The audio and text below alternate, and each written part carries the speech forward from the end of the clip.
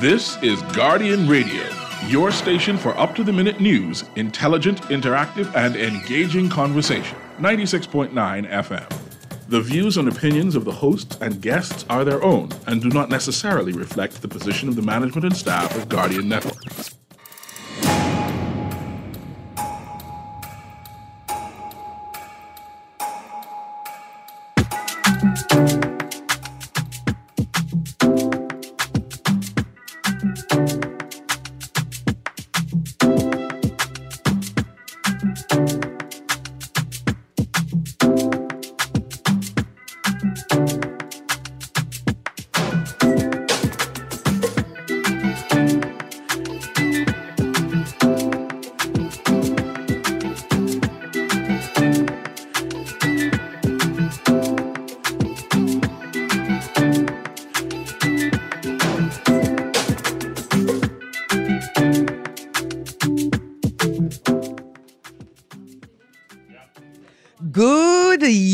This morning, and welcome to Guardian Radio 96.9 FM, your station for fresh news, smart talk all day.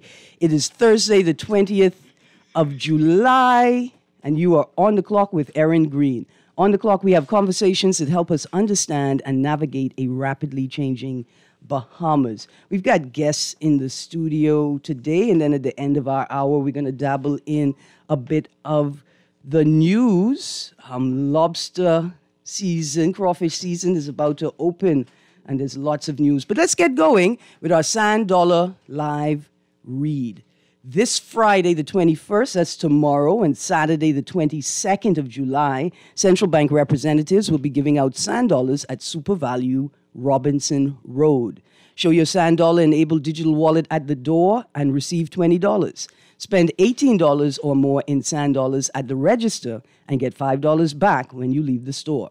The offer is limited to the first 100 customers to show their sand dollar enabled wallet at each location. One top-up per person, so as many people as possible can experience the sand dollar.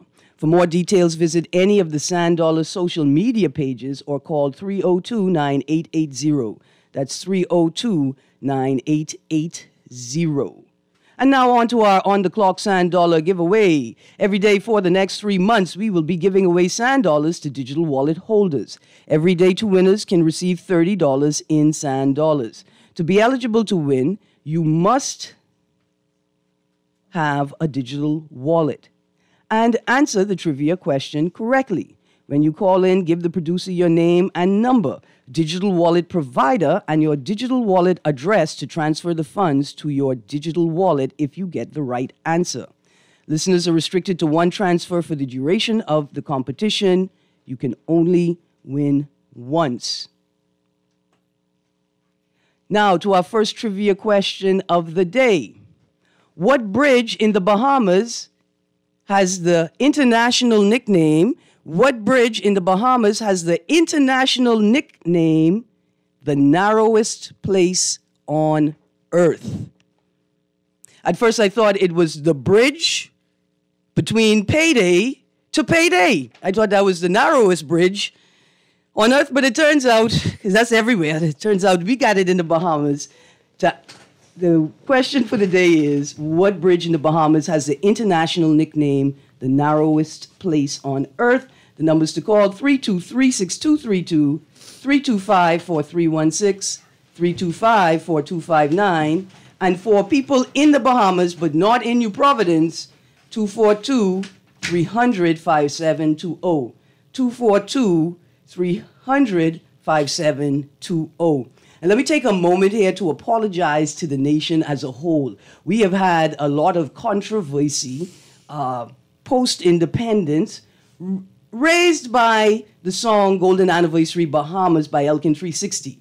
And the song starts, Nassau is the capital, Bahamas.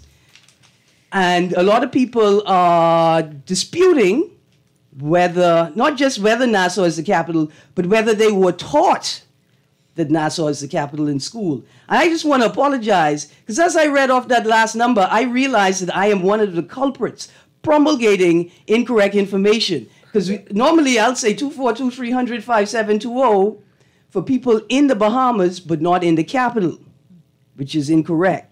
It's for people in the Bahamas but not on the island of New Providence. And the capital, Nassau City, sits on the island of New Providence. Capitals are cities. And I say we look to our brothers and sisters to the north, in the U.S., and we say, well, what about Washington, D.C.? It's a whole district. Well, it's not a state. It's a district. District is like a little city.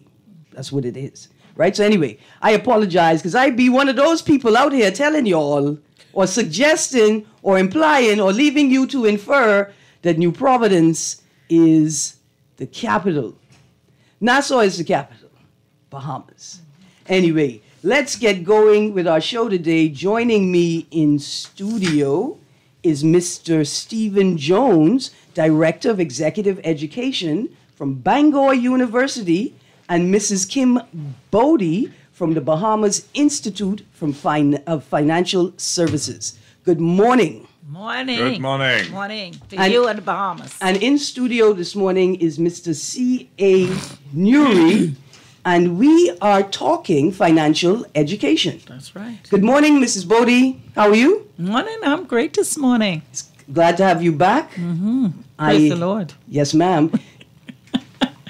I am glad you're in studio because I brought some mangoes with me. Okay. I need a little financial education. Okay. I think I've eaten all of my stock I'm supposed to be selling, and I need some tips. But tell us about Bahamas Institute for Financial Services and briefly what you do there. Yeah.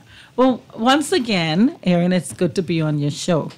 The Bahamas Institute of Financial Services, our main mandate from inception in 1974, is to provide quality education and training for professionals in the financial services industry. Now, when we started, financial services was just mainly about banking. It's no longer just banking. Yes. Our name was changed in 2003 to reflect the changes in the global arena. Yes. And so financial services is broad now. It includes accountant, it includes investment management companies, law firms, real estate. Procurement specialists. Yes, procurement specialists. Listen, it offers a myriad of employment and career building opportunities for our youngsters in school. We want them to know that they can explore this industry and find several ways of building a very, very viable and lucrative career in financial services. And so training is important. Absolutely. I'm also excited about the opportunities for older Bahamians and established professionals in continuing education. Oh, definitely. Right now we're offering a course in property management. And who you think are in those classes? Retirees. Right, retirees who are attempting to generate income from the assets that they've garnered while they're working. Yes. Absolutely. Yeah. This is awesome. Yeah, because, we have a lot of second home owners. We have a lot of places that want, and homeowners who want people to manage their rental properties and what have you. So that's a new area I want to encourage our young people to participate in that program as well. And we have a lot of people and families with assets that are sort of sitting empty or dead assets because they don't have the financial skills necessary to turn that into an income-generating mechanism. Yeah. Awesome. So 50 years later, this industry is explosive. We used to say a couple of years ago, it's a dying industry. It's not. Yeah, right. There Absolutely. are many opportunities in financial services. And you can tell that by the number of mechanisms that exist within the space to build capacity and maintain skills training. Yes. This is awesome. And so you and the Bahamas Institute for Financial Services is now partnering with Bangor University to offer a number of educational opportunities to Bahamians. Well, our partnership started in 2011. Oh, wow. So we're talking 12 years. That's right. That's right. They came and they sponsored the World Conference that we host here. Yes. And from that day to this, in fact, they were our biggest sponsor at that conference. I almost fell out the chair when they told me how much they were going to sponsor. Awesome. I was excited. And so from that day to this, we have developed a partnership relationship. And I have with me today Mr. Stephen Jones, whom you introduced at the beginning of the show, who will talk a little bit about this partnership and the number of things that we have been able to do, the number of graduates that we have in the master's program that we started with, and now we're moving into other areas, and in particular, procurement, the seminars that we're hosting these past 3 days. All right. Okay? All right. Wonderful, wonderful things. I'm excited. Absolutely. Yes. And so let's switch to Mr. Jones. Mr. Jones, I'll ask you to introduce yourself and then to introduce the particular series that we're going to talk about today. Okay. First of all, let me teach you some Welsh language. It's not just financial education. Here's a couple of words of Welsh for you. First of all, good morning. Bore da. Bore da. Bore da. Everyone's now fluent in Welsh. And secondly, because you just celebrated your 50th anniversary of independence, let me wish you llongyfarchiadau. Congratulations indeed. So, I'm not going to ask you to learn the place name, which is only 5 miles from my institution. How many letters are in the place name, and how many of those letters are consonants, and how many are vowels? Well, I'll say it, you count them. Here we go. The name is a small village, and it's about 5 miles from my university. Here we go. Big breath. Llanfair, Pwll Gwyngyll, Gogerich, Windrobil, Llantysilio, goch. All together now. No, that would take the whole hour to teach Listen, you that. So when you immediately identified a culture of people who could cook really well and have neighbors that like to share, nobody could figure out where you live. well, Nobody could show up accidentally. no. That is wonderful, right? Just a moment. That is beautiful. Because sometimes we just say we don't understand it. It's not real. But here's a totally different language, right? Yeah. Wow. Yes. Awesome. It's a living language. It's still used. Our university, our society is bilingual, English and Welsh. And the good thing is it's not a historic situation. I see that Guardian newspaper, I think from downstairs, it said was founded in 1844. Okay, you beat us by 40 years. We're 1884. Not that I was there when it opened. But we have a long tradition of high-quality education. We're very proud to be partners with Bahamas Institute of Financial Services for 12 years. And Bahamas is very close to our heart collectively because we've done many new things here. It's exciting. In today's newspaper, there's an article about improvements made to sand dollar features. We just heard about that a little earlier on. In yesterday's paper, your Prime Minister, Philip Davis, in Brussels with the European Union talking about blacklisting and things. In today's paper again, all in the Nassau Guardian. It's a free. That's a free plug for the Nassau Guardian. Yes. There's an item about Deltec. Bank is not the target in fraud. It's all around us, and it creates opportunities. It creates threats. But the best way to overcome these is to have education at all levels in society as a whole about financial literacy. And coming here and seeing the sand dollar is one of the most advanced features around the world of this, and it's great to be here. We're here particularly to deliver a seminar on procurement. I'll say a little bit about that in a moment. But our university, although in a beautiful part of the world, small, only 12,000 students, population of the town, of the city, about 12,000. We were the first in the UK to develop a banking degree. Of all universities whom I have introduced a banking and finance degree, in 1969, Bangor was the first. So we're very proud of that heritage, and we've extended that after the global economic crisis, 2007, 2008, around the world. There was a need for banking professionals to re-professionalize. They themselves had got downhearted. People would say, bankers, wow, oh, you're the ones who's got us in trouble, and we had a global crisis. So we introduced the chartered banker. Now, here's a fact for you. If we were going to do a quiz on this would be one of the questions.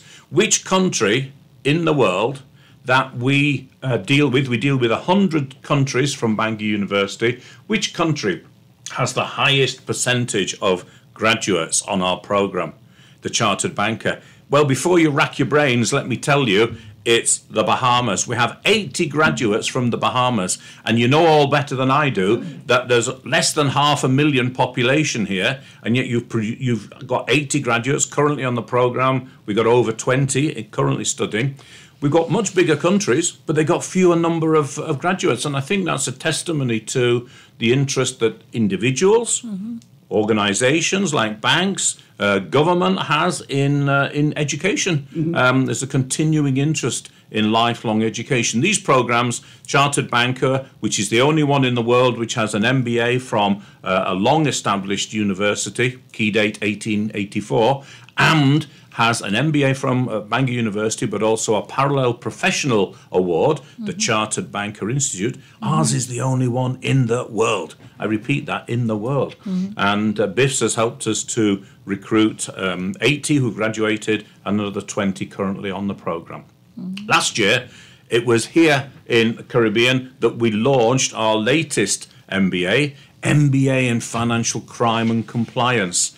And that's because around the world, one of the biggest challenges for governments, but also for individual companies and for you and I as individual citizens, is how do we make sure we are able to avoid fraud and financial crime? And that's exactly what your Prime Minister is saying in Brussels at the moment. The European Union has a blacklist where it puts countries who it's not sure actually have fully compliant systems for avoiding crime. And another organisation is the Financial Action Task Force. But Prime Minister Philip Davis is there, front page yesterday in the business section of the Nassau Guardian. So Bahamas, we've introduced a lot of things.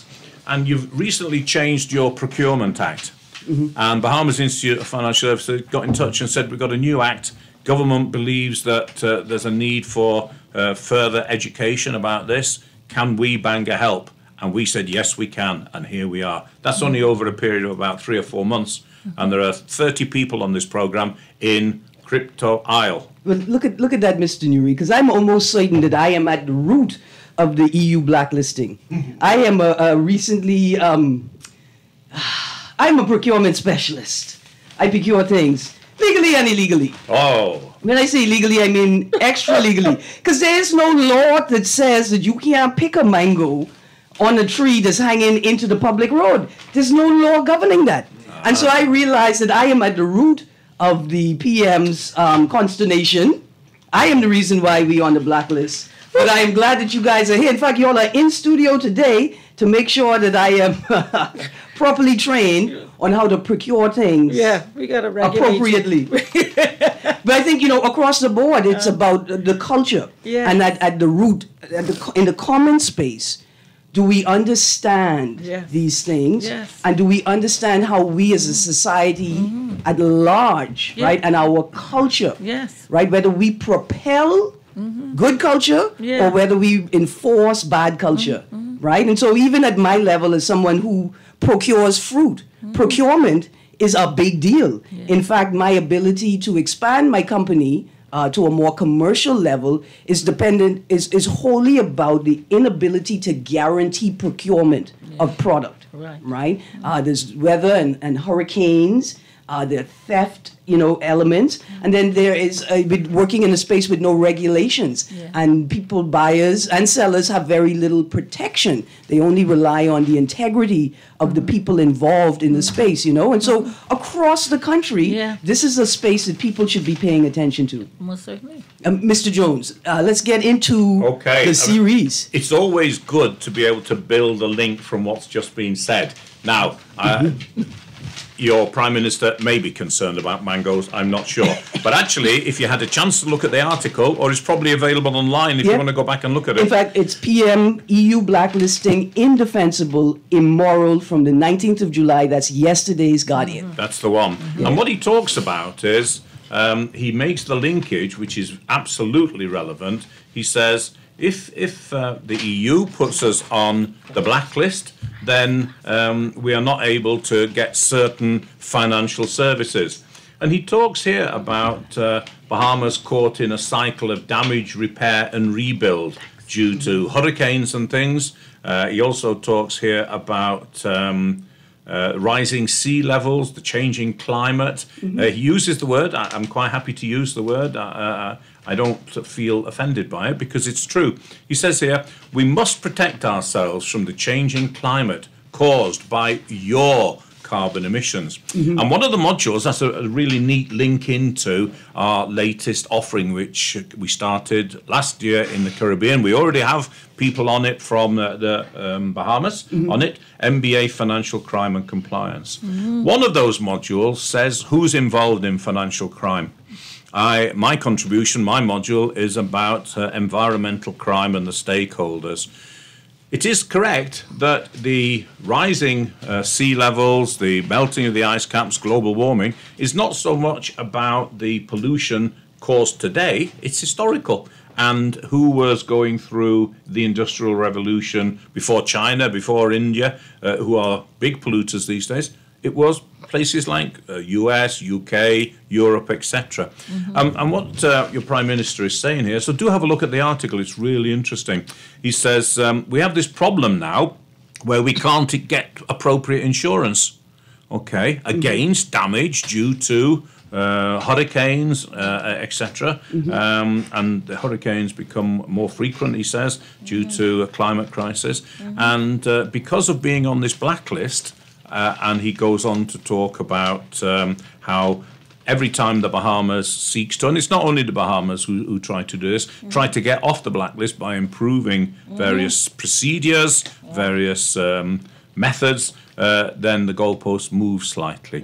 So what this MBA, Financial Crime and Compliance, which is also unique in the world, it's the only one in the world which has, again, MBA from well-established university. You already know the dates. It's 1884 we're founded. And now a unique professional certification called Financial Intelligence Specialist out of Canada, our partners there. So it's unique again. And what it's trying to do, it's trying to educate. The market is much bigger for financial crime and compliance. Banks. There's one bank, I won't mention their name, no matter how much you press me, who has more than 7,000 employees around the world in compliance, trying to keep the bank clear and clean with regard to financial transactions. Many of these financial transactions, and they're so much easier these days to do them globally because of technology. Banks don't actually know everything about the customer, and therefore unintentionally they can get caught in it. And this MBA Financial Crime and Compliance is aimed at banks. The company that I said has more than 7,000 compliance officers, sadly, still gets fined, still is in the news. It's a very challenging field because it's about behavior. Human behavior. Why do people engage in activities which are fraudulent, which are criminal? One of the very sad things about COVID, I'm sure it happened here as well, was we had to switch to doing things on technology where perhaps we hadn't previously done it. That's not the sad thing, but the sad thing is I've heard many stories about, shall we say, more mature generations. I'm no spring chicken myself, but mature generations who are not confident with technology have had fraud perpetrated on them, and sadly sometimes by their own family members who say, hey, don't worry, I can help you do that because now it moved online. Grandma, grandpa, they don't know how to use technology. Other family members, which I think is very sad, help them but also help themselves.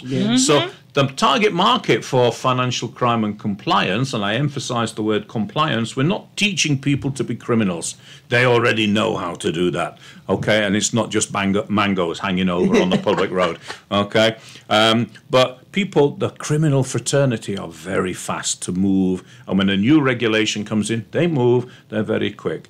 But the market now is banks, it's law enforcement, it's also about financial intelligence units, it's the regulators, and we're very pleased, as I say, that we already have people from Bahamas on this new program, even though it only started last year. So sadly, financial crime, fraud is all around us, and the more we use technology, there are sophisticated people who are much cleverer with technology than you or I. And so we're looking to educate people to try and help avoid fraud and avoid getting onto blacklists. I want to know, how long is this course? Okay. Go ahead. Both of these courses, the Chartered Banker MBA and the new Financial Crime and Compliance MBA, are 2-year part-time. So they're aimed at people who are professionals in whatever field, banking, law enforcement, and of course banking, as Miss Bodie said, is much broader than it used to be. Better word is financial services, insurances, all sorts of different aspects of the financial services that you and I use. It's a 2-year program, and that takes into account that people are busy. They've got middle to senior jobs, management jobs. They have family responsibilities, and they need to have time to breathe as well. So they do it slowly but surely.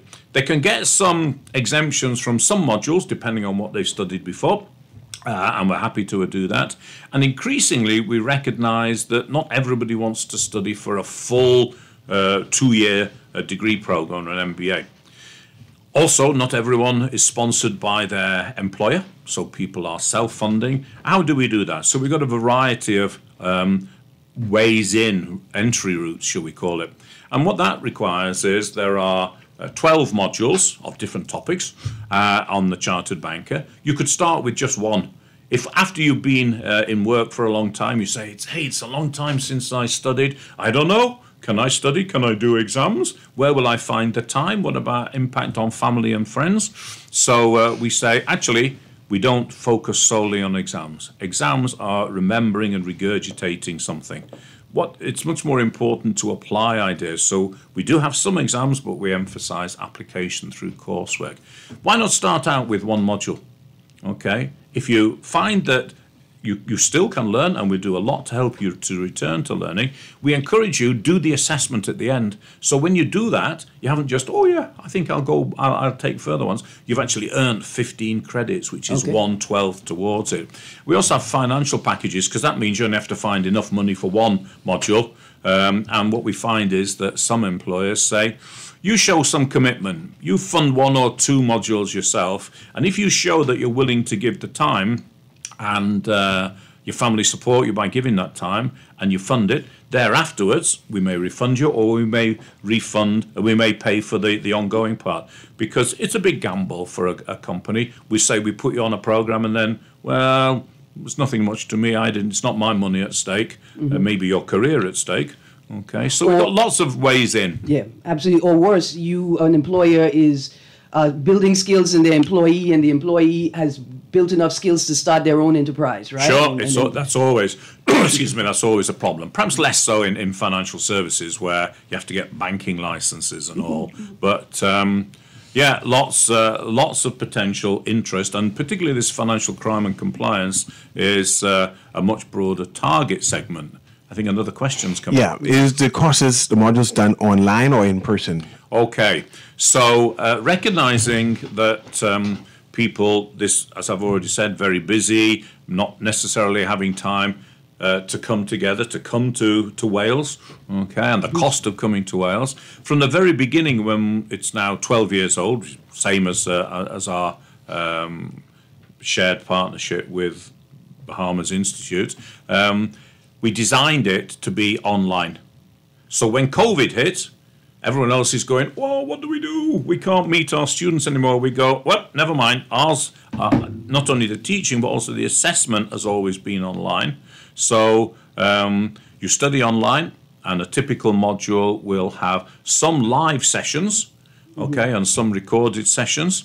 As I say, it's not all by exam based. And that opens it up for people who can study at their own time, okay, a little more flexibly, etc. All right, now let's go to this call, and when we get back from the call, let's go into the details. How do I register? When does the course start? Surely. And what do I need to participate? Good morning, caller. You're on the clock. Good morning, Ms. Greene, and your guest. Good morning. How are you? All right, coming in a little late here. But anyway, good morning to the Bahama Islands and so forth. Didn't really catch the topic. But something that's been bothering me lately in regards to our Prime Minister traveling to all these summits and everything to explain our Bahamian, the Commonwealth of the Bahamas and our disasters and the way we stand in this world and all the things that threaten us as little low-lying main islands just floating above the ocean, must be 3-4 feet higher than the water. Yes, sir. But what confuses me is when I look at the development of America, the Americans... Okay, Sparky. We're speaking... trying to get this thought out. I know, but we are speaking specifically to education opportunities in the financial services industry and the partnership between the Bahamas Institute of Financial Services and Bangor University. We reference the PM and his statements on the EU blacklisting as a part of a larger conversation referencing the procurement, right? The procurement space within the financial services industry and the new courses that they're offering. We're not really talking about the Prime Minister or his global engagement. No, I wasn't getting there either. What I was saying was confusing me. In regards that we always got to go around the place. Why reference America?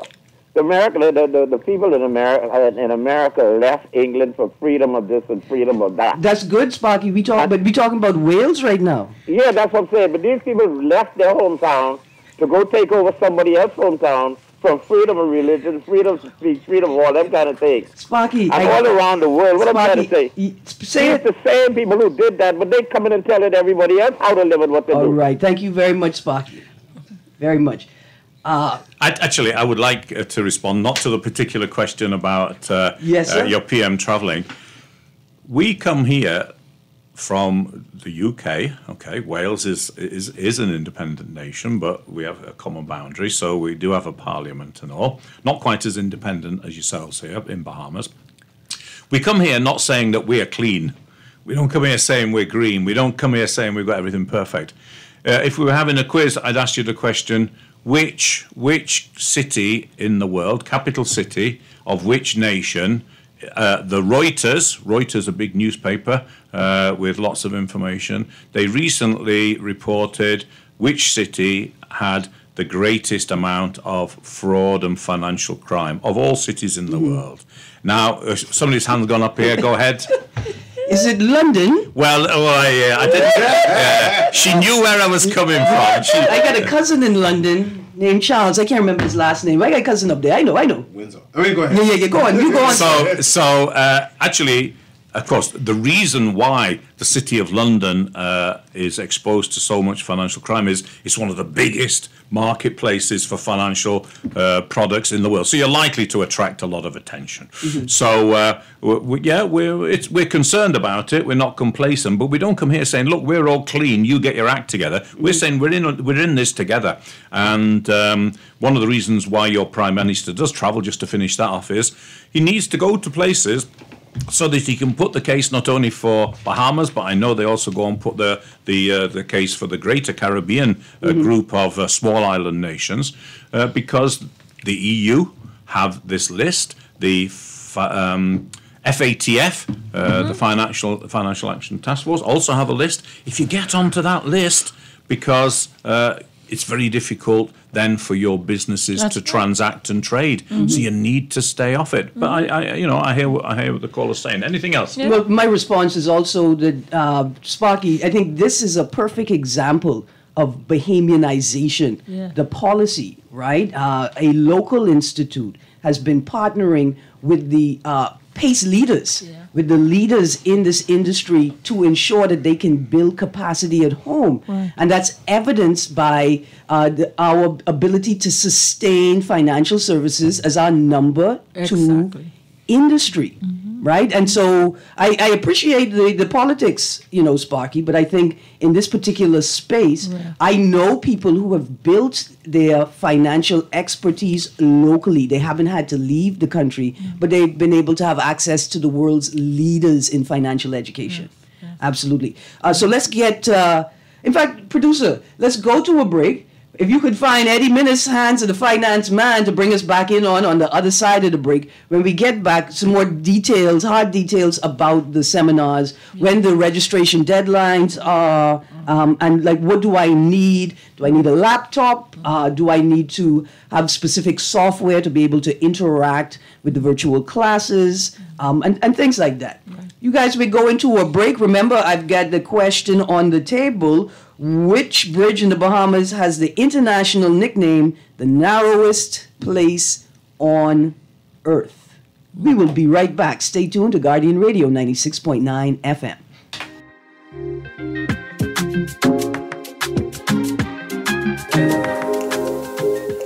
Love the show? Want to give your support? Become a sponsor today. Call 302-2300 for our rates and packages. That's 302-2300. Become a sponsor on Guardian Radio 96.9 FM. Fresh news, smart talk, all day.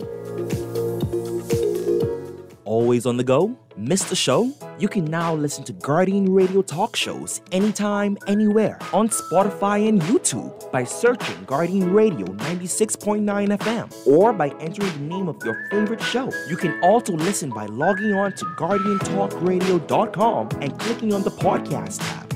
Guardian Radio, continuing to provide you with fresh news and smart talk anywhere, anytime, all day. This is Guardian Radio 96.9 FM. Fresh news, smart talk, all day.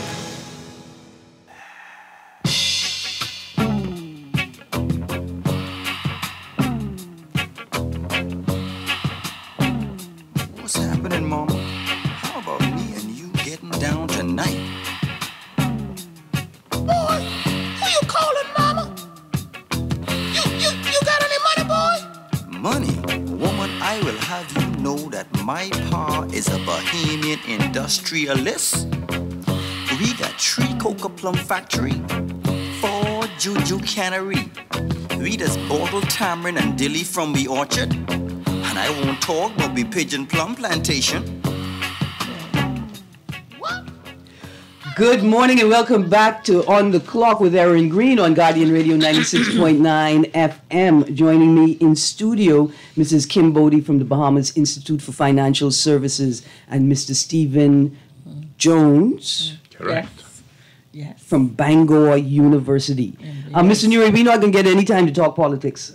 I'm sorry. No, we good. I'm enjoying this, actually. It's a really interesting conversation, and I want to say to Bahamians, this is not just a conversation for people who are formally in the banking system, right? Like, oh, I'm a banker. No. This is for everybody that works in conjunction with, side by side with auxiliary organizations, support organizations. For instance, when you're working in the financial services, you have a duty and obligation to secure the information of your clients and your business, right? And so that means that you have to ensure that your disposal methods, when you dispose of paper and information, that you follow the industry's standards. That's right, best right, which practices. means that we have to have companies that are trained and understand the global standard for privacy and disposal of information. All of these things are part of the financial services industry. So let's get into this. We've got 2 courses on offer, the MBA in Financial Crimes and Compliance and the Chartered Banker MBA. Now, how are these courses set up? Stephen? Okay. The courses are, as we were saying just beforehand, I think, the courses are available online. So they are a version of distance learning. The costs are not about travelling to the UK, although many people travel to the UK for graduation, and occasionally we have conferences. They're not a compulsory part of the programme of study. No. You apply, and Bahamas Institute of Financial Services can help you in the application process, the kind of things that are required. And you need to have a certain period of time in financial services for the Chartered Banker MBA. And if you have other studies already, perhaps you've already studied a general MBA, you may get some exemptions from some management modules.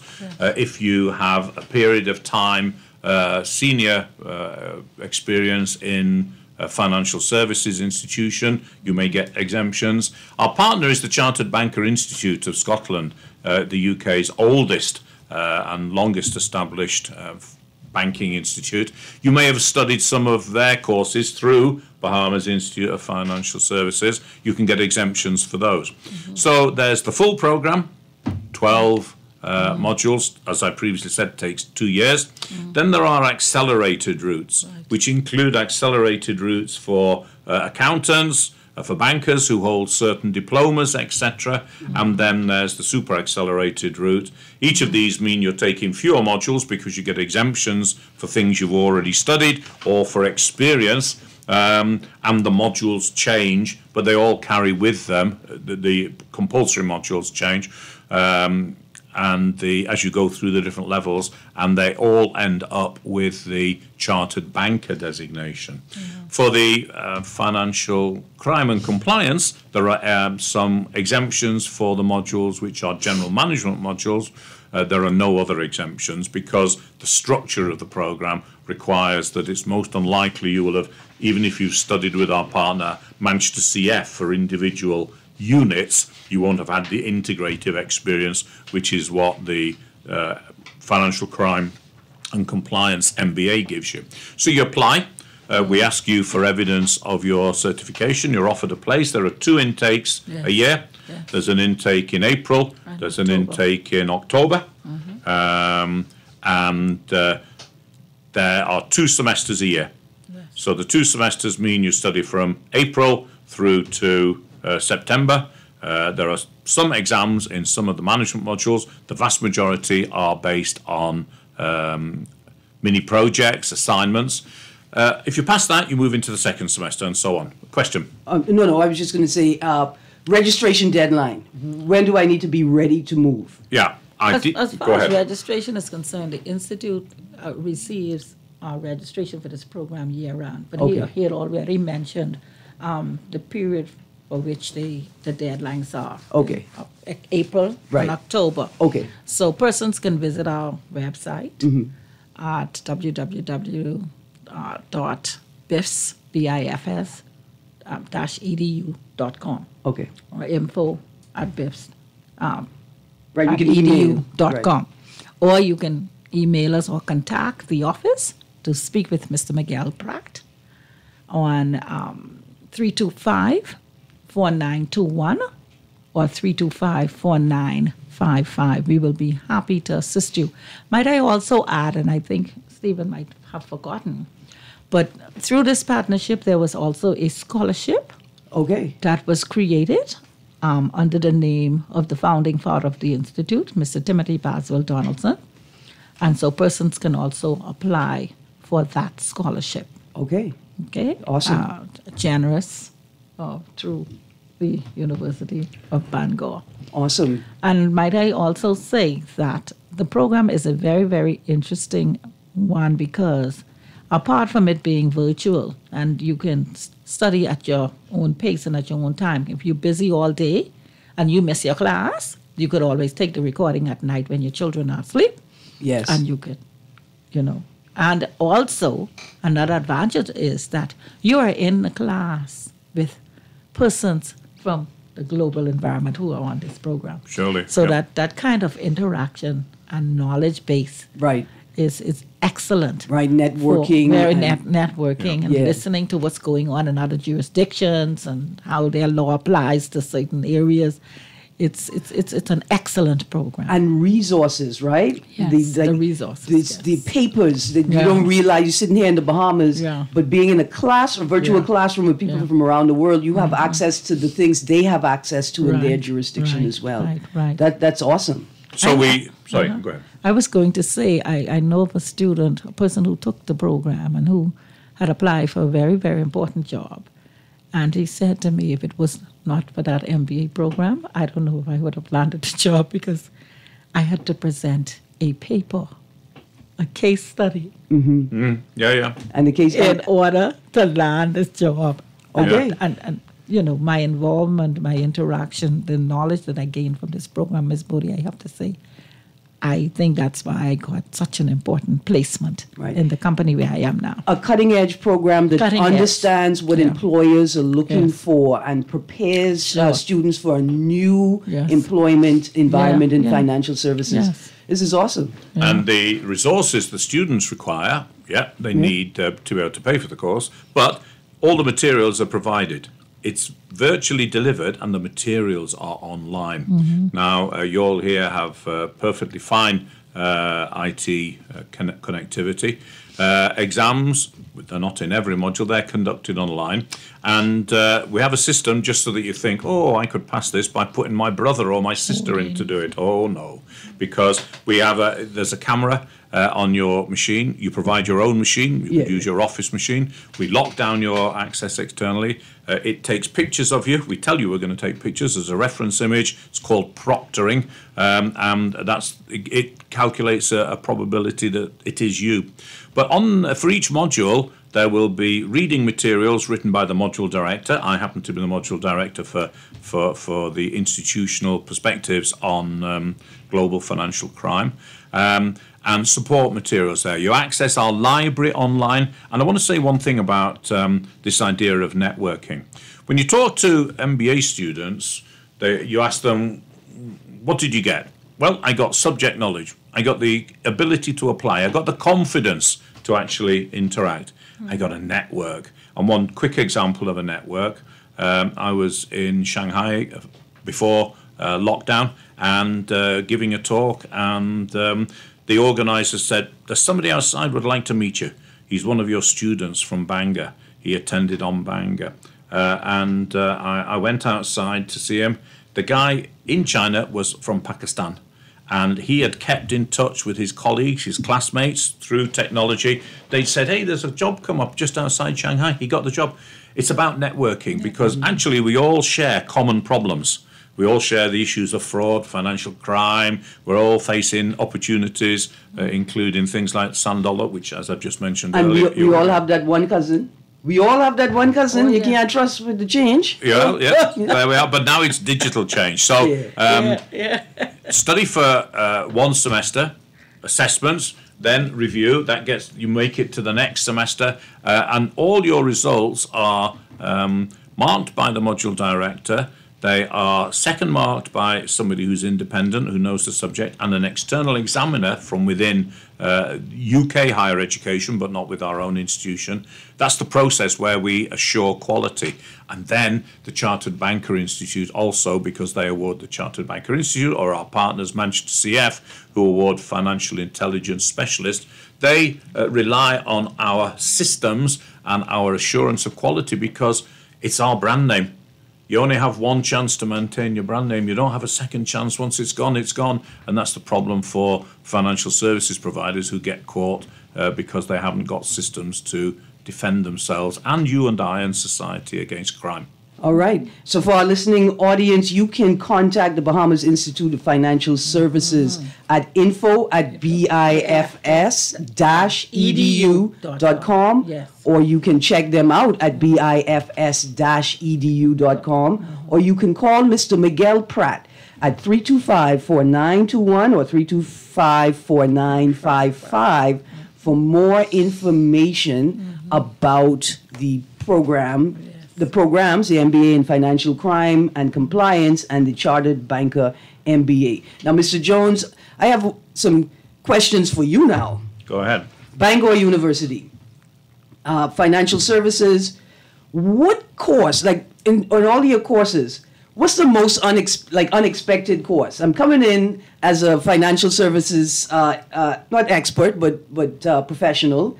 And I'm looking at my base things, the things that I know that I need for this industry. But what are some of the things that your university, your institution offers that I didn't know that I needed in my skill set as a financial services professional? Okay, I think one of the things that we focus on throughout is the behavior. Now, one of the big challenges in addressing financial crime is, can technology do everything? There is a view that says because we all increase our use of technology, all it requires is a supercomputer to analyze all these things and pick up unusual patterns. We see some unusual patterns. They may be quite small in volume, but each one adds up in total, and that's probably financial crime. Mm-hmm. Myself and many others, and one of our core differentials in Bangor is we say, yeah, technology can help, but technology is not the solution on its own. You actually need to understand behavior. You need to get inside the brain, the mind of the fraudster. You need to think about how your colleagues work, because sadly in some institutions it's internal crime, internal fraud, where employees who feel they haven't been fairly treated, they were passed over for a promotion, all sorts, they get into difficulties. I'll just kind of, inverted commas, borrow this money, then I'll pay it back. But, so it's about understanding behavior, and that's one of the things that we focus on. Technology is useful. It isn't the only solution, and we need constantly to focus on understanding the psychology of the manager, the employee. Compliance, the compliance function in financial services companies has a terrific challenge, because the board of directors are saying, we need you to maximize profit. And they say at the same time, we need you to keep the bank clean. Okay, out of the headlines and not suffering fines. But there is this tension. So managers in between are trying to work out, how can we make extra profit, and the compliance function is going, whoa. So what happens is the compliance function then flags it. It's called a red flag. We're not sure about this one. That then moves up to the financial intelligence unit, and then the whole problem cascades up if we don't focus, if we just rely on technology. Absolutely. Imagine that, Mr. Nuri. We have a whole song about that. Did you know that was it Blue Hill Water Drive, trying to make $1 out of 50 cents? It's all about compliance. The final thing to say, if you're going to start doing songs, is Bangor University through BIFS is here to help you. And the song goes from somebody in Jamaica, where we just came from. It's about, don't worry, Bangor University and BIFS are here to help you steer the pathway through financial crime and through the new Procurement Act. End of story. Awesome. I love it. I tell you all about culture. Culture is rooted in real experiences. And when you got a song, this is what people live, right? It's not just what they study, it's what they live. Sure. I'd like to thank you very much, Mr. Stephen Jones, Director of Executive Education at Bangor University, and Mrs. Kim Bodie from the Bahamas Institute of Financial Services. Thank you for joining us, Mr. Nuri. We're going to continue in the second hour with what's in the news, including the article that we referenced in this morning's discussion, the PM's response to the EU's blacklisting of the Bahamas. And as we go to this break, I'm going to get in a quick financial services lesson as I try to sell these people some mangoes. And we want to say a quick shout out to Naughty Luthra. You heard my cries yesterday, and you'll send more mangoes to Nassau. We are thankful, and we will share it with the rest of New Providence if you don't mind. Thank you very much, guys, for joining us today. To listening, thank you for having us. Absolutely. Listening audience, stay tuned. Mr. C.A. Nuri and Guardian Radio AM is up next. For me, I may be on my way to Wales. You guys have a great day. It's lovely. The finance.